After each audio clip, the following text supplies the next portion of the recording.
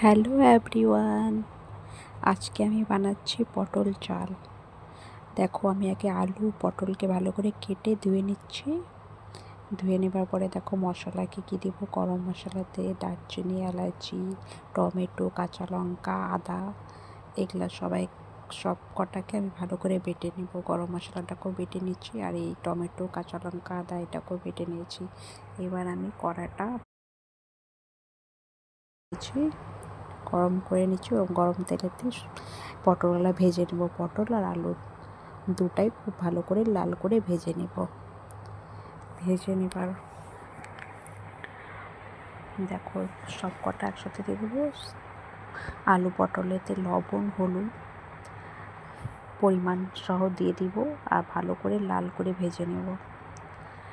দেখো এরকমটা করে ভেজে নিতে হবে, সুন্দর করে ভেজে নিতে হবে। তোমরা অবশ্যই বাড়িতে এটা বানাবা, খুবই সুস্বাদু হয় খেতে। দেখো ভালো করে ভেজে নিতে হবে।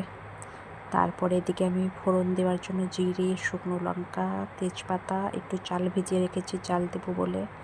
ফোড়ন দিয়ে দিচ্ছি গরম তেলেতে। শুকনো লঙ্কা, জিরে, তেজপাতা ফোড়ন দেওয়ার পরে এর মধ্যে বেটে রাখা মশলাগুলো দিয়ে দিব। আদা, কাঁচা লঙ্কা, টমেটোটা ওর মধ্যেই আমি জিরে বাটা দিয়েছি। জিরে বাটা দিবে, ভালো করে আগে মশলাটাকে একটু কষানো করে নেব। তারপরে হলুদ গুঁড়ো দিব,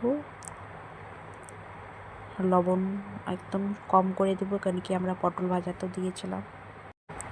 এবার চালটা দিয়ে দেবো, চালটা দিয়ে সুন্দর করে কষায় নেব। ভালো করে ভাজতে হবে।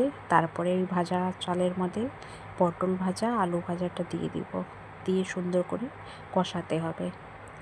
কষিয়ে তারপরে এর মধ্যে জল দিতে হবে। জল অ্যাড করে দিলাম। শুকনো বানাবো, শুকনোটা বেশি ভালো লাগে খেতে। জলটা দিয়ে ভালো করে এটাকে কষাবো শুকনো করে। দেখো অবশ্যই আপনারা ট্রাই করবেন আর কমেন্টে বলবে কেমন লাগছে। এবার গরম মশলা বেটে যে রেখেছিলাম ওটা অ্যাড করে দিলাম। আর ঘি দিব, চিনি দিব। চিনি অবশ্যই দেবে, একটু মিষ্টি হবে, খেতে বেশি ভালো লাগবে। ঘি অ্যাড করবে। দেখো ঘি আমি দিয়ে দিলাম। ঘি অ্যাড করবে, খেতে খুব ভালো। ঘি, গরম মশলা লাস্টে দিবে। দেখো রেডি পটল চাল।